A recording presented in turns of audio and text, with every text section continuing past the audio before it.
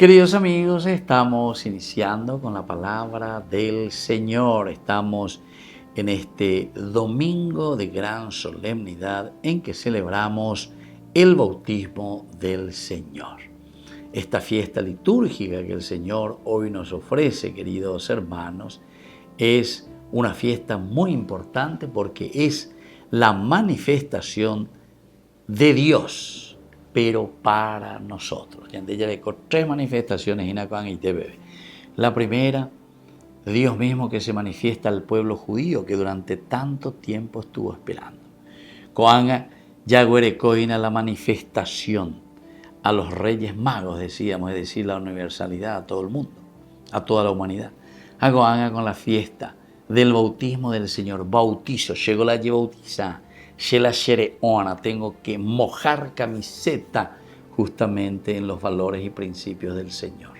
Dios se me manifiesta a mí, a vos y a cada uno de forma particular. Bendiga tu la oye bautiza por vos. Cada uno asume su responsabilidad o moje o camiseta por los valores y principios del Señor. Isaías nos habla en el capítulo 40, del 1 al 5 y luego del 9 al 11. Consuelen a mi pueblo, dice Dios.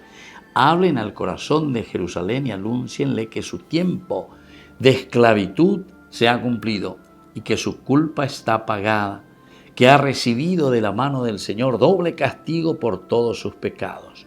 Una voz proclama: preparen en el desierto el camino del Señor, tracen en la estepa un sendero para nuestro Dios. Que se rellenen todos los valles y se aplanen todas las montañas y colinas, que las quebradas se conviertan en llanuras y los terrenos escarpados en planicies. Entonces se revelará la gloria del Señor y todos los hombres la verán juntamente, porque ha hablado la boca del Señor. Queridos amigos, esta tercera partecita justamente nos está pidiendo a nosotros el compromiso. Ahora hice el bautismo, ya me compromete, ya tu uveñan de yarare, ya icua veñan de yara o yerureva ñande, hañañe punuya guataja ya popeja hoy potajáis. Por eso aquí nos está diciendo una primera parte, a animarnos y a levantar la cabeza, consuelen a mi pueblo. Por otra parte, porque Él nos dice que nuestra culpa ha sido ya perdonada. Y lo más lindo, ahora tenemos que comprometernos para que la comunidad pueda surgir.